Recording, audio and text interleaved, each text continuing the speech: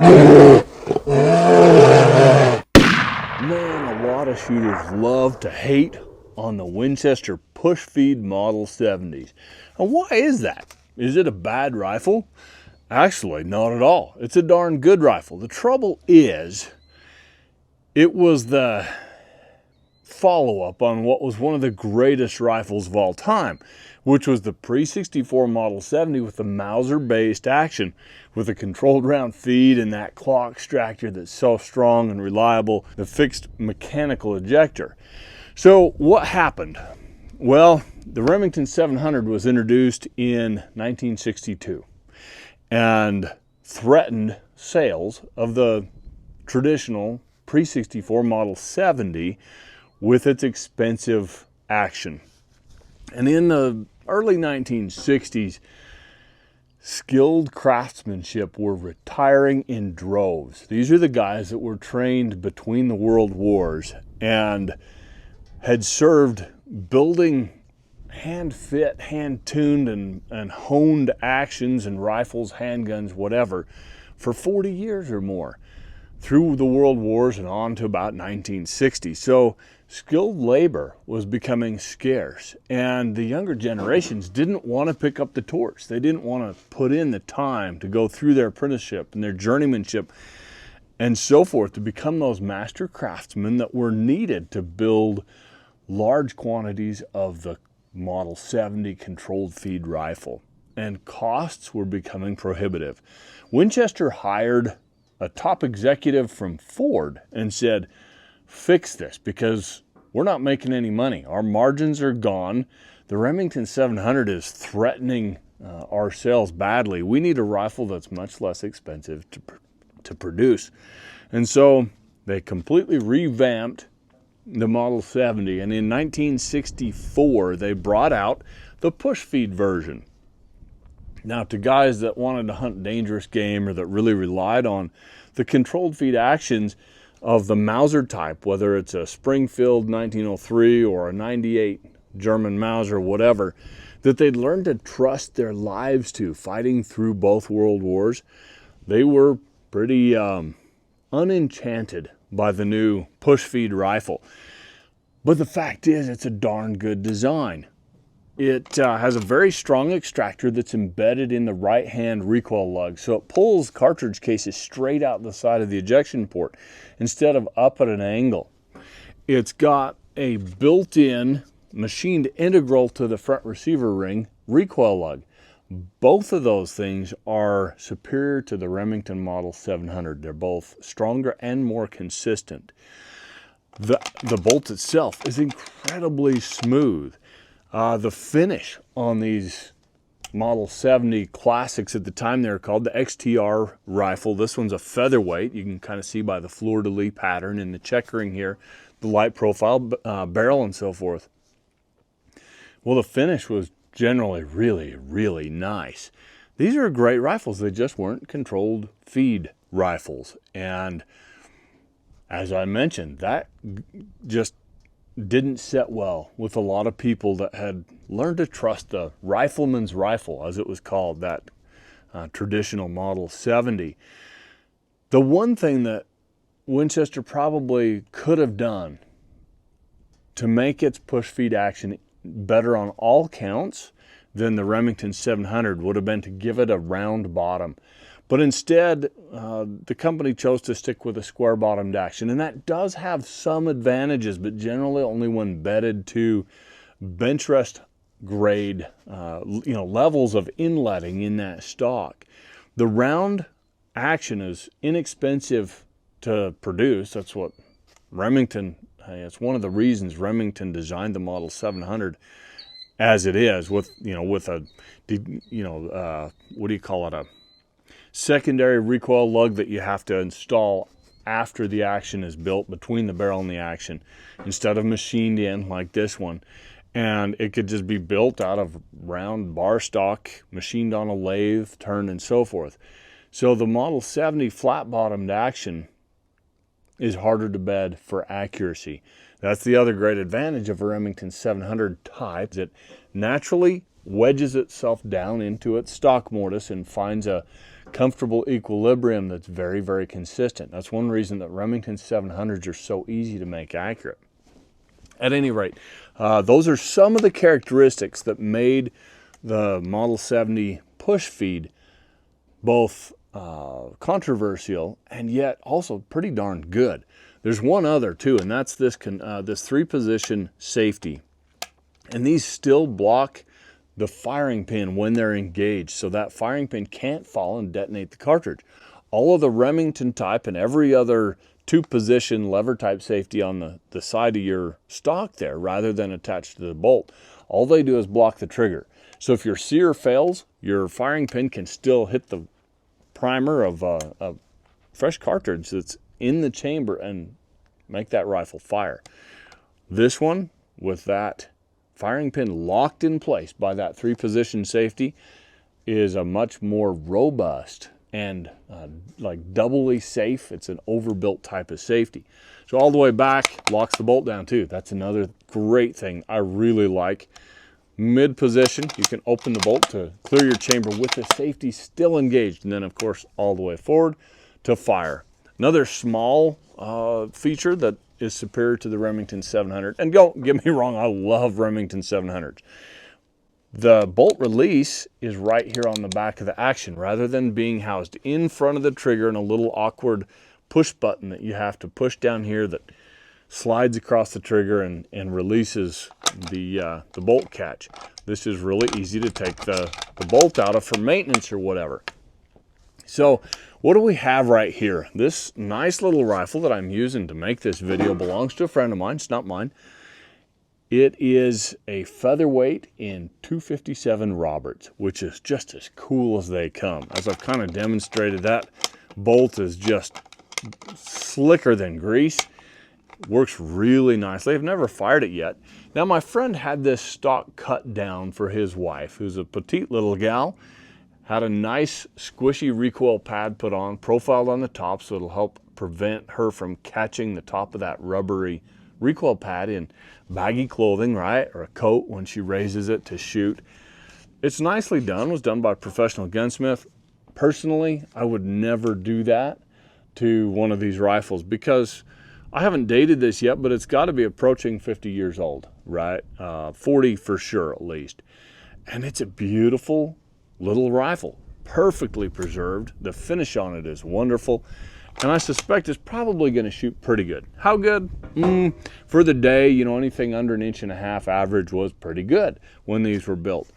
This rifle is not glass bedded, and the barrel is not free floated. So anytime there's changes in humidity, your point of impact could change with these. And being that it's not mine, obviously I haven't had it free floated and glass bedded, but if it didn't shoot well, it certainly could probably be made to shoot well. And with that, that's enough verbal lather. Let's put some rounds downrange and see how this final rifle shoots.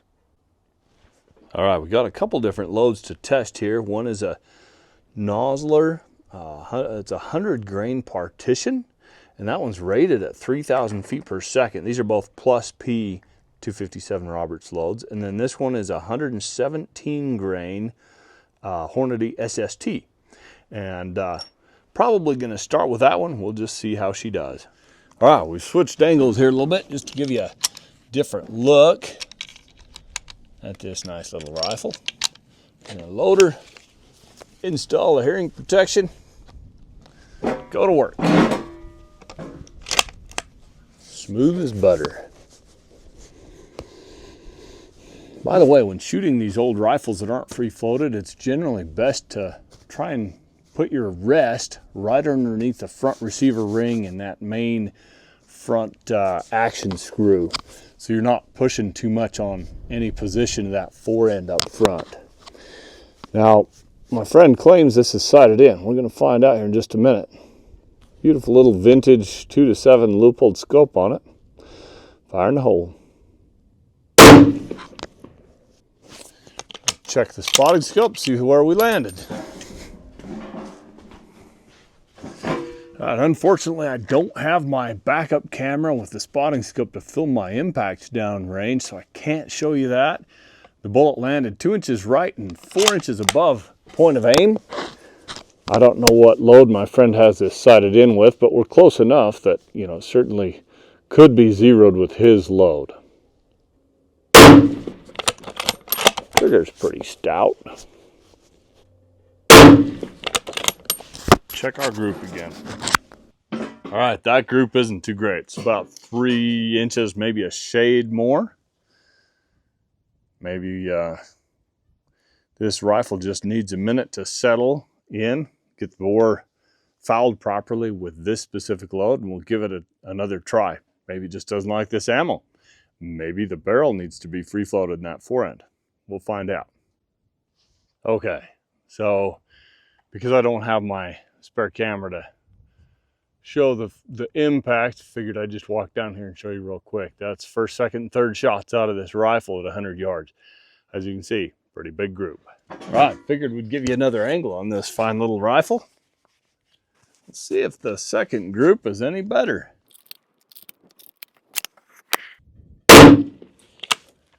Aside from the trigger, it's sure a little sweetheart to shoot. Pretty heavy trigger, but recoil is just pleasant.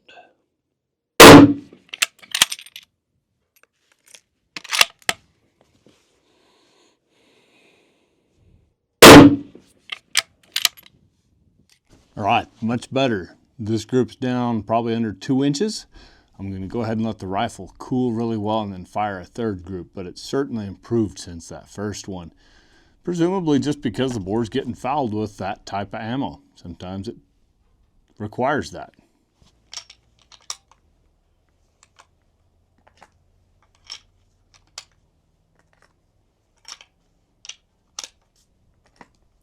While we're waiting for it to cool here, we're just going to do a fun little test. Traditionally, Winchester's held 5 down, and yep, this one does as well. You can put 5 in the magazine and then close the bolt on an empty chamber, or drop another round straight into the chamber, especially this being a push feed, close that bolt so you got 6 on tap. It's one thing that people really liked about these Winchesters compared to the Remington 700s and Rugers and so forth that only held 4 down. One more angle on the rifle here. We're going to fire our final group with this Hornady 117 grain SST bullet. As I've mentioned elsewhere, when I write articles on rifles, the protocol that magazines require is 3 consecutive 3-shot groups with a hunting weight rifle, which this certainly is, for an average, and that's what we publish as our accuracy average.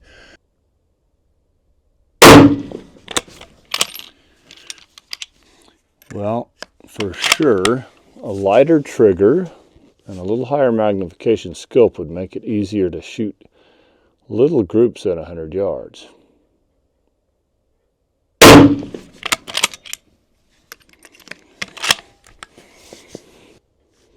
Well, this thing feeds beautifully. Next time I'm not going to catch the case, I'm going to just let it eject, see if you can catch that brass arching out.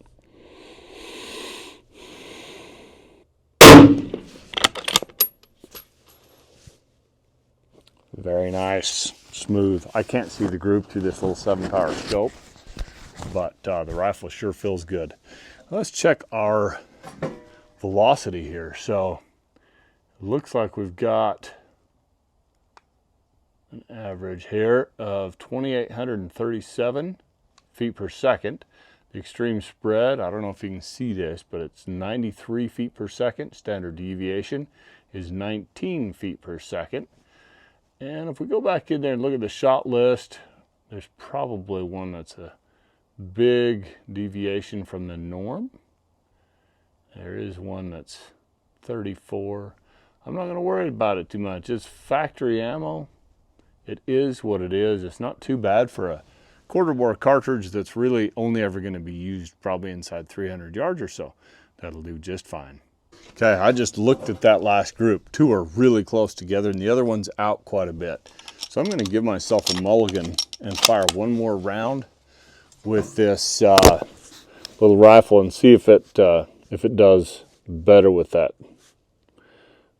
Basically, if it corrects that flyer.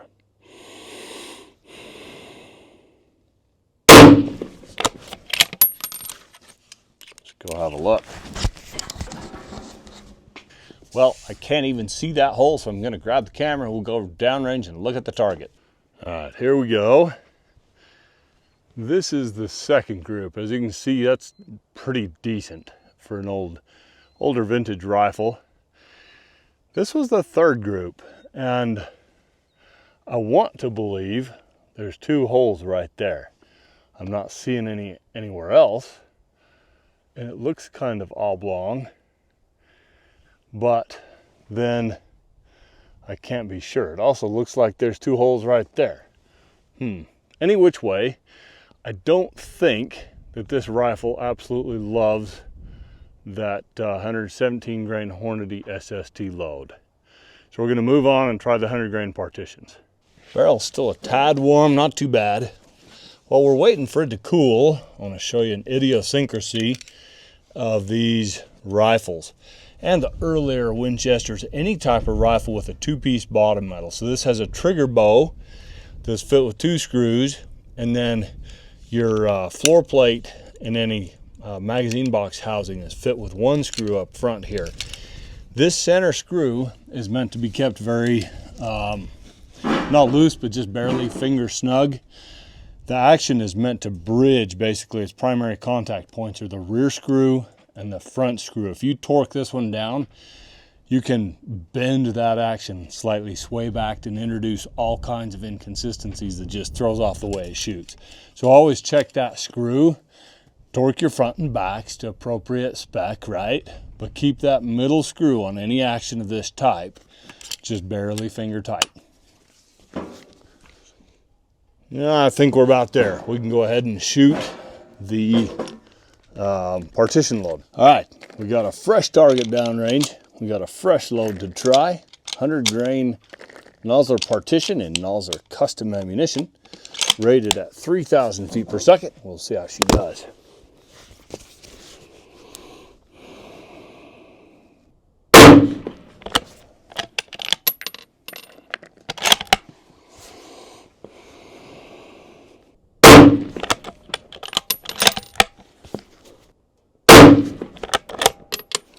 Okay, I've just consulted the spotting scope, and it looks like we have about a 2 1/4 inch group with this load.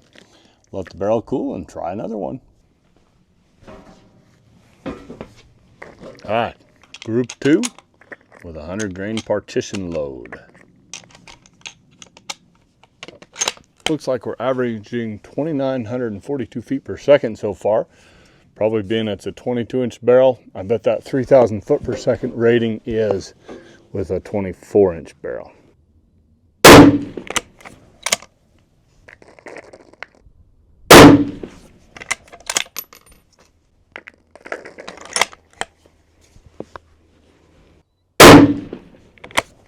All right, let's check the spotting scope. Ooh, okay, that's an inch group. Very cool. One nice thing is that both of these loads are landing about the same in relation to the point of aim as the other. So a couple inches right, about 4 or 5 inches high. It's not my gun, so I'm not going to adjust the point of impact. I don't know what load he has it sighted in with, but yeah, that's promising. Okay, we've got one final group to shoot with the 257 Roberts. We'll be done with our official accuracy testing. By the way, folks, a full review of this little rifle will show up in the shootist column in a future issue of Shooting Times magazine. It's one of my favorite assignments each month is to review a classic or vintage rifle or firearm of any type. Shotguns, handguns, whatever.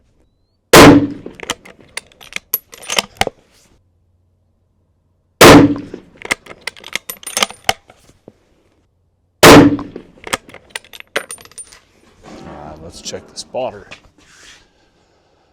Ooh, all right. That one's probably 1 1/4 inches. This load definitely shoots better in the 257 Roberts push feed model 70 Winchester. If this gun were mine, I would have the forend free floated just to give it some relief from pressure and vibration, humidity changes along there. I'd seal that barrel channel really well, and I'd have that action glass bedded. just from what I'm seeing this factory partition load do, I suspect this little rifle will be sub MOA pretty consistently. Even as is, it's a great little whitetail rifle out to 250 yards or so with that mild quarter bore cartridge, the 257 Roberts. That's kind of its wheelhouse. It's where it really shines. I wouldn't necessarily choose this to hunt elk, although you could load something like a slightly heavier partition or a Barnes X bullet or something like that and use it with careful shot placement. But as is, beautiful little rifle. Let's go downrange and look at those groups.